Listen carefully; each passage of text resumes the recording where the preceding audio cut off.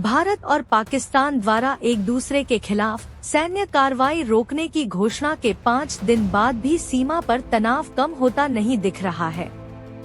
इसी बीच आज केंद्रीय रक्षा मंत्री राजनाथ सिंह अचानक श्रीनगर पहुंचे। श्रीनगर एयरपोर्ट पर पहुंचते ही सेना प्रमुख जनरल उपेंद्र द्विवेदी ने उनका स्वागत किया। अपने इस महत्वपूर्ण दौरे के दौरान रक्षा मंत्री राजनाथ सिंह ने बादामी बाग छावनी का दौरा किया और उस जगह का निरीक्षण किया जहां कथित तौर पर पाकिस्तानी गोले गिरे थे। इसके बाद उन्होंने बादामी बाग छावनी में मौजूद सैनिकों से सीधे बातचीत की और जमीनी हालात का जायजा लिया। रक्षा मंत्री का यह दौरा ऐसे समय में हो रहा है जब सीमा पर शांति स्थापित करने के प्रयासों के बावजूद छिटपुट घटनाएं सामने आ रही हैं। उनका सैनिकों से सीधा संवाद और प्रभावित क्षेत्रों का दौरा सुरक्षा बलों का मनोबल बढ़ाने और स्थिति का आकलन करने के लिए महत्वपूर्ण माना जा रहा है। रक्षा मंत्री राजनाथ सिंह ने क्या कहा, जानिए।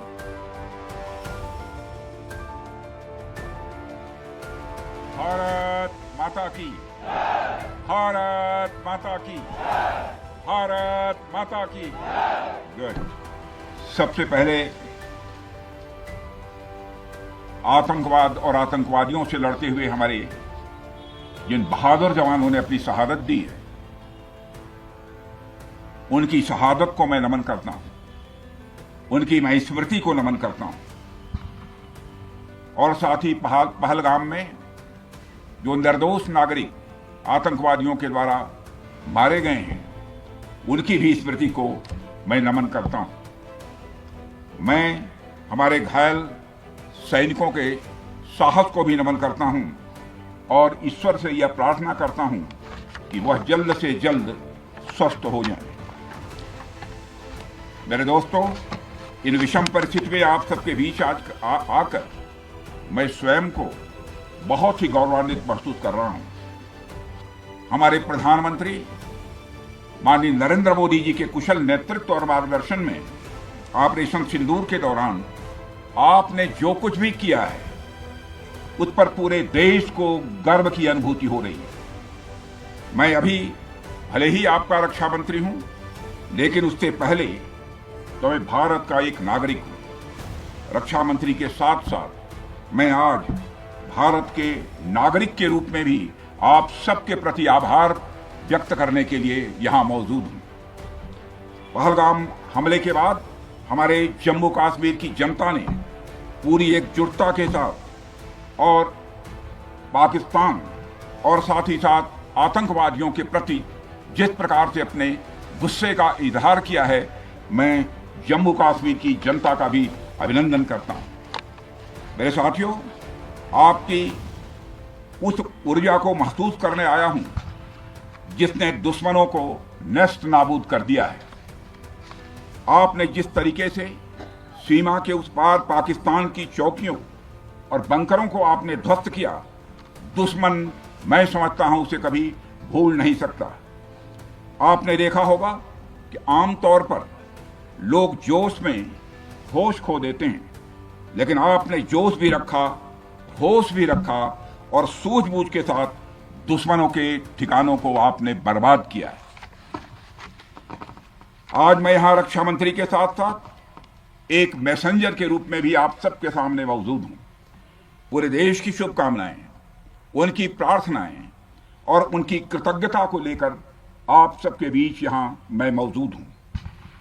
एक तरह से आप समझिए कि मैं एक डाकिया बनकर आपके बीच आया हूं और देशवासियों का संदेश लाया हूं।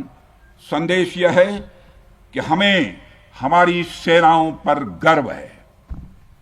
साथियों, ऑपरेशन सिंदूर सिर्फ एक ऑपरेशन का नाम भर नहीं है, बल्कि यह एक हमारी प्रतिबद्धता है, यह हमारा एक कमिटमेंट है। एक ऐसी प्रतिबद्धता जिसमें भारत ने दिखा दिया कि हम सिर्फ डिफेंस नहीं करते हैं, जब वक्त आता है तो हम कठोर निर्णय भी लेते हैं और कठोर कार्रवाई भी करते हैं। यह ऑपरेशन उस एक एक जवान की आंखों में देखा गया सपना था कि हर आतंकी ठिकाना, चाहे वह घाटियों में छुपा हो या बंकरों में दबा हो, हम वहां पहुंचेंगे और दुश्मन की छाती चीरकर हम उन आतंकी ठिकानों को खत्म करके ही हम वापस लौटेंगे। मेरे साथियों, ऑपरेशन सिंदूर आतंकवाद के खिलाफ भारत द्वारा चलाई गई अब तक के इतिहास की, मैं मानता हूं, यह सबसे बड़ी कार्रवाई है। 35-40 वर्षों से भारत सरहद पार से चलाए जा रही आतंकवाद का सामना कर रहा है। आज भारत ने पूरी दुनिया को यह साफ कर दिया है, यह स्पष्ट कर दिया है कि आतंकवाद के खिलाफ हम किसी भी हद तक जा सकते हैं। साथियों, आतंकवादियों ने पहलगाम में आतंकवादी घटना को अंजाम देकर भारत के मस्तक पर चोट पहुंचाने की कोशिश की है। भारत की सामाजिक एकता को तोड़ने का भी प्रयास किया गया है। उन्होंने भारत के माथे पर वार किया, हमने उनकी छाती पर वार किया है और छाती पर घाव किया है। पाकिस्तान के जख्मों का इलाज इसी बात में है कि वह भारत विरोधी और आतंकवादी संगठनों को पनाह देना बंद करे और अपनी जमीन का इस्तेमाल भारत के खिलाफ किसी भी सूरत में न होने दे। साथियों, आपको याद होगा कि लगभग 21 साल पहले स्वर्गीय अटल बिहारी वाजपेयी जी के सामने इसी पाकिस्तान ने इस्लामाबाद में डिक्लेरेशन किया था कि अब उनकी धरती से आतंकवाद एक्सपोर्ट नहीं किया जाएगा।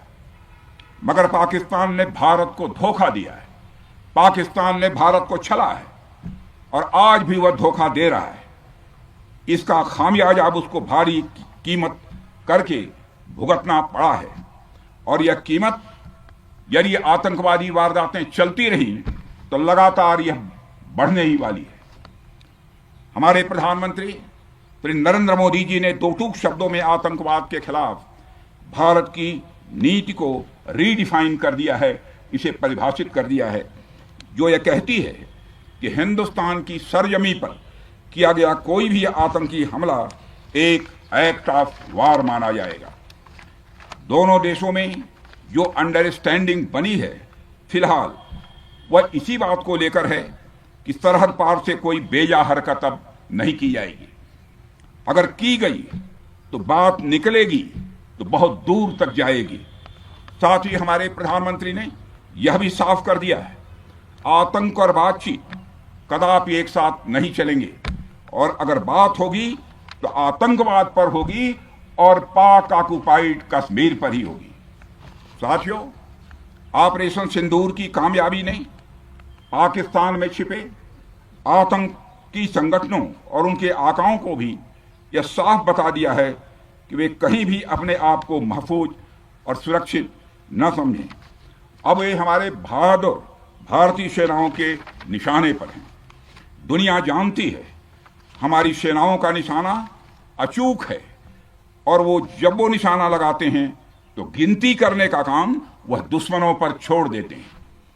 साथियों, आज आतंकवाद के खिलाफ भारत की प्रतिज्ञा कितनी कठोर है इसका पता इसी बात से चलता है कि हमने उनके न्यूक्लियर ब्लैकमेल की भी परवाह नहीं की है।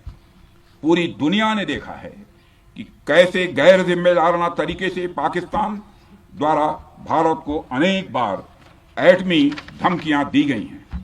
आज श्रीनगर की धरती से मैं पूरी दुनिया के सामने यह सवाल उठाना चाहता हूं कि क्या ऐसे गैर जिम्मेदार और रोग नेशन के हाथों में परमाणु हथियार सुरक्षित हैं?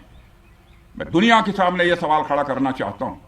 मैं मानता हूं कि पाकिस्तान के एटमी हथियारों को IAEA international atomic energy agency की निगरानी में लिया जाना चाहिए। मैं ये कहना चाहूंगा और साफ तौर पर कहना चाहूंगा। साथियों, हमारी सेनाओं हमारी सीमाओं पर अपनी मातृभूमि की रक्षा के लिए जिस तरह से आप सभी बिना रुके बिना थके दिन रात लगे रहते हैं वह अपने आप में अद्भुत है और अद्वितीय भी है। आपकी यही बातें हम सब भारतीयों के लिए मार्गदर्शक का कार्य करती हैं। यही कारण है कि मैं हमेशा आपसे मिलने के लिए उत्साहित रहता हूं ताकि आपके अंदर की ऊर्जा से हम सब भी कुछ प्रेरणा ले सकें।